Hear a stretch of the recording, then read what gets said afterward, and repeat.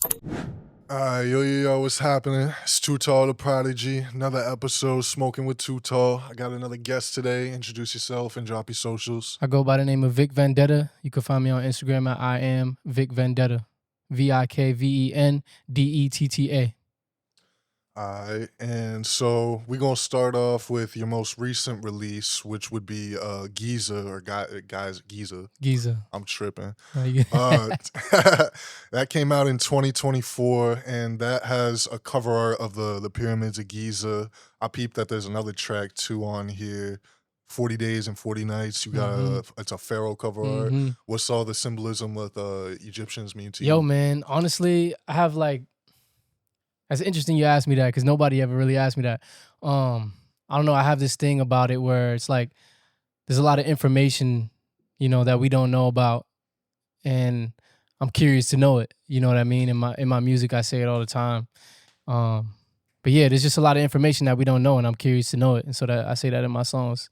Hell yeah. That's basically my interest in it. Okay, and so tell me a little bit about how the track Giza came together. I produced it, top to bottom. Produced it at Vibrate Studio. Produced the beat first, and then I don't know, the beat just had a vibe to it, and I was just like, damn, I feel like money. You know what I mean? I feel like money. So the hook was just like, check came in, the check came in, and then that was it. From there, I just caught the vibe. You know what I mean? Like, that was it. Do you usually produce your own stuff? Everything, yeah. Unless it's my dad. My dad produces too. Oh, that's dope. Yeah. DJ G.I. Joe, shout out to him. Oh, okay. So that's the connection there. Yes, sir. All right. So, do you also do your own music visuals as well? Yes, sir. Okay, so tell me a little bit about like who are some of your influences in terms of like visuals. My influences, I mean, I could start off with my dad. He's been shooting his own music videos for a long time and edits his own videos. So shout out to DJ G.I. Joe. But one of my biggest influences as well, other than my father, is Ye. I know a lot of people don't like Ye, but we love Ye. Yeah, okay, word. We love Ye. He's to me top of the top. You know what I mean? As far as visuals, production, music. So yeah. Oh yeah. You have a all red profile picture on Instagram. What's that represent? And you're wearing a red fit too right now. So what's the color red mean to you? Honestly, it's been my favorite color since I was a kid. It stands out. And I do a lot of shit. I can swear? Yeah, okay. I do a lot of shit that like sparks questions. Yeah. And I like to do it. I do it on purpose. So those are the three main reasons. It's my favorite color. And I like when people question shit. You know what I mean? Like the other day, I was at Club Bijou, and shout out to Canary Diamonds. They do events at Bijou. My boy had walked up to me and he was like, "Yo, I thought you was a blood." And I'm like, "What?" But I just like how I get to see people's perspective based on my decisions. You know what I mean? So that's kind of like why I do the certain things I do. Oh yeah, and you mentioned the Canary Club. I peeped that there was a pic with you and J.I. Prince in New York. Yes, sir. What event was that? Like, what was happening there? Like, so how did that happen? My boy Prince, he does events at Bijou. He has a company called Canary Diamonds. Represents the diamond lifestyle. And he had brought J.I. out to Bijou, and it was just a vibe. He came through, vibed with us, performed like 3-4 songs. And actually tonight after this, I'll be pulling up to his Worcester show, and I'll be chilling backstage with him with Canary Diamonds as well. So it's a good vibe. We built a relationship. Hell yeah. And so what has been your favorite show that you've ever done? My favorite show that we go back to like as a rapper or as a dancer, because I'm both. Well, I peeped that was what question I was gonna have, because you had some shit pinned. You was breakdancing 2008 Rock the Bell shows with Immortal Technique. Yes, so sir. Like, how'd that happen too? Like, so my dad was his touring DJ for a long time. Okay. So my dad toured with him, and one day I'll speak on that show specifically. One day my dad had brought me to the Rock the Bells in Massachusetts, and I guess there was like a situation where they needed 30 seconds, and hip hop shit. I'm a b-boy. My dad's a b-boy. Tech was like, "Yo, I need Vic to perform." And for those 30 seconds, I just got up on stage and did my thing. And prior to all that, like I was touring as a dancer from age like 5 to 13. Mm. You know, so I did a bunch of stuff like I have experience on stage. So like I did a show. I opened up for Barack Obama. Damn. It was a show at Boston University. It was before he was president though, so it was like a kind of campaign type thing. And I did a show with Don Omar, a couple shows with Don Omar. He's a Spanish artist. And then I did some kid named Matt Hunter. He's like the Colombian Justin Bieber. Okay. No disrespect, Matt Hunter, but like that's the level that he's at. Yeah, you know what I yeah. mean? And we were performing with him in his early days of his career. So yeah, and I was a B-boy in the That's dance tough. group. Hell yeah. So do you plan on incorporating that in future music videos then? Oh yeah, for sure. It's coming. It's coming. You know, Yeah. I'm a right now I don't have the biggest team. So, you know, I got my camera, I'm recording myself, doing it all myself, Yeah, yeah. producing everything myself, engineering myself. So it's like at some point the team is just gonna expand. So we'll see what happens. All right. So is there an album on the way then? Yeah, there's an album on the way. It's me and my pops, DJ G.I. Joe. And we don't have a release date yet, but he produced all the beats and I wrote all the lyrics and we recorded it at Vibrate Studio. Hell yeah. Is it gonna be all new tracks or is it like something that y'all built up over years? Like All new tracks. okay, yeah. All new tracks. All within the last year or two. Do you be freestyling or you write? I mostly all right, when I'm making a song, I'll produce the beat and sometimes I'll go in the booth and just freestyle. Yeah. Other times, if it's like my dad's beat, they kind of force me to have to write. I like gotta challenge myself. You know what I mean? So like it just depends on the situation. So I kind of do both. Like Giza, I freestyled it. Yeah. But then like Believe, I definitely wrote that. You know what I mean? So And speaking of Believe, why is Believe your only single on Apple Music? Believe is the only single. I mean, there's a bunch of songs out, but like Believe is that main single because it was the first time that me and my dad actually collaborated together. Him doing the beat, me doing the lyrics, and that shit being like a whole smash. You know what I mean? Like the song, it goes crazy. It's a undeniable original hip hop vibe. You know what I mean? That not a lot of people could do. You know what I mean? Like everybody got their bandwagon hip hop style, but like this is some completely new hip hop. It's like underground coming up out of the underground like zombies. You know what I mean? Like we not underground no more. Resurrection shit. You feel what I'm saying? It's like I feel like that's my calling. A part of my calling is to like bring underground music, the idea of underground music above ground into the mainstream. You know what I mean? So I feel like that was that first record that gave a glimpse of that, you know, because there's still more to come, you know. Well, I mean, you also had that record From the Mud with him as well. And Yeah. that one sounds completely different from that Completely track. Yeah. So how'd you get him to be more in like your lane there? Honestly, like I made that beat. Yeah. So I started making the beat and I recorded my verse. I freestyled the verse. And then he was listening to it outside the booth. And I didn't know he was writing. And then I came out and he was like, yo, I'm about to hop on this shit. So like I didn't even anticipate him being on it. I didn't even think that was gonna happen. I could have recorded another verse and he would have been like, all right, forget it. You know what I mean? But I decided to come out the booth and he was like, all right, I'm gonna hop on this shit. Oh, yeah. You know what I mean? So that's what happened. And what about your collaboration with My Red Boombox on the track Already Alright? Oh, shout out to Lee Wilson. He's also on the album as well. He's so he I don't want to box him in, but he does mostly like house music. Yeah. And kind of like dance house music vibes. And he had hit me up to get on the song, and then he sent it, and I was like, oh damn, this is a whole nother vibe. And yeah, I wrote my 16.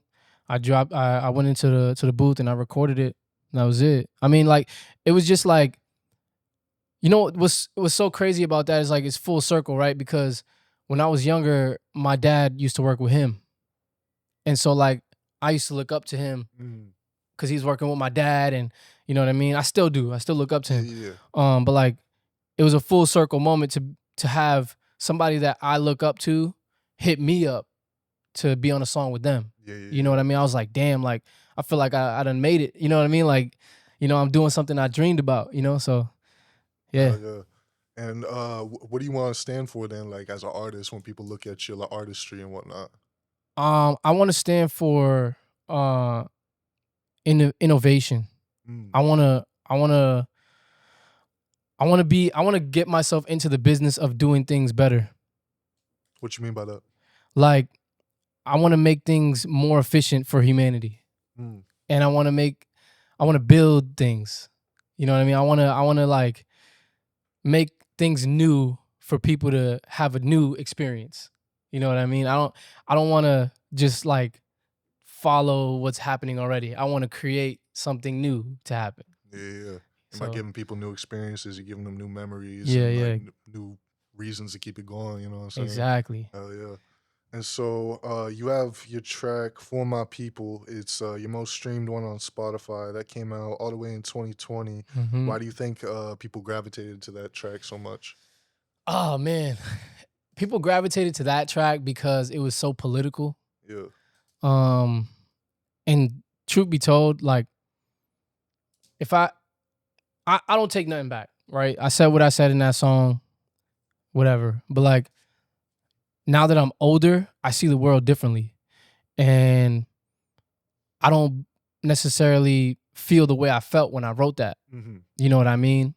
At that time, I was hurt by what I was hearing, but I didn't know what was actually happening. You know, and I think that happens a lot in society. It's like people are so hurt by these things that they're fed in the media, and they don't even know what's really going on.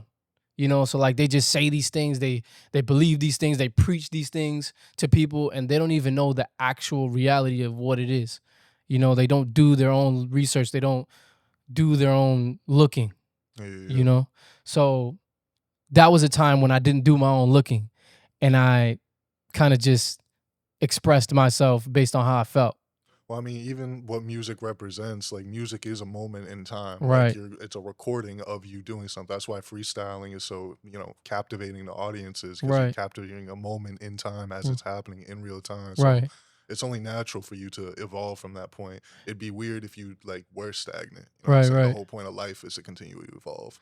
It makes that make what you just said makes me think that I should do a part two Yeah, hell yeah. for sure. Do For it, my bro. people, part two. I'm gonna definitely do that for y'all. Hell yeah. Sure. You make sure to do a music video for that too, bro. Hell That'll yeah. go viral, bro. So I peeped you have upcoming performance October 17th. That's in Lynn at Lynn Art. Hmm. Uh Tell me a little bit about that event, what's gonna be happening there. So that's gonna be put together by DeAndre Hardy, also the creator of Blush. I don't know if you're familiar with the brand, but they do fashion shows in state, out of state. And it's a brand, it's a lifestyle. It's called Blush. And me, him, and Sito Too Much are doing a collab show at Lynn Music Foundation. And I'll be one of the headlining artists there. And it's basically just like, you know, showing love to the artists. You know, we're gonna have other artists on the lineup as well, and just, you know, creating opportunity. How that came about was just us three coming together. You know, just kind of putting it together. Like, hey, this is what we need. You know, this is what the people need. So Oh yeah. And so what's some shit that you love about music and some shit that you hate about it? what I love about music is that it's endless. I could sit on one song for like damn near years, you know, and editing and making sure it's right. But that's also one thing I hate about it because you never know when it's done. Mm. I mean, you'll know because it'll be like a feeling, but there's always something more you can add to it. And you got to find like that sweet spot. You know what I mean? As far as like the music industry, I definitely love the people you meet. I love the people that you can be around, and the relationships you could build. But also, what I don't like about the industry, is that people don't really rush to collaborate with just anybody. You know, I think like there's been artists that are bigger or smaller than me that I've collabed with just because of the relationship we have, or because I like their music, Oh yeah, or yeah. you know. So I don't think there needs to be those kind of rules. You know, I think it needs to be solely off creativity. You know, it doesn't need to be, oh, this is bad for your marketing, or this is bad for this, or this is bad for that. It just needs to be like, what are we here to do? Right. Create. You know, if the creation doesn't make sense, then it shouldn't be done.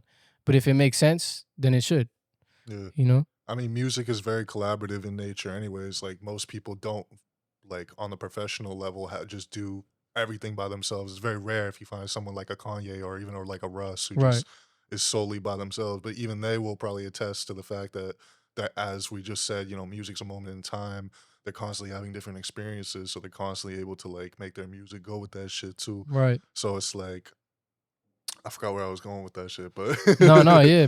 I mean, like, for me, like, I wanna be able to get to a point in my career where I have so much music that I can make people have to catch up to it. Mm, You know, like, I wanna be ahead of my own uh sound. You know what I mean? Like, all right, this next sound will be it, you know, and like I said, I want to create new, you know, so like this current state that I'm at, I want people to see it for what it is, and then I have a whole nother thing ready, you know, for them to catch up to.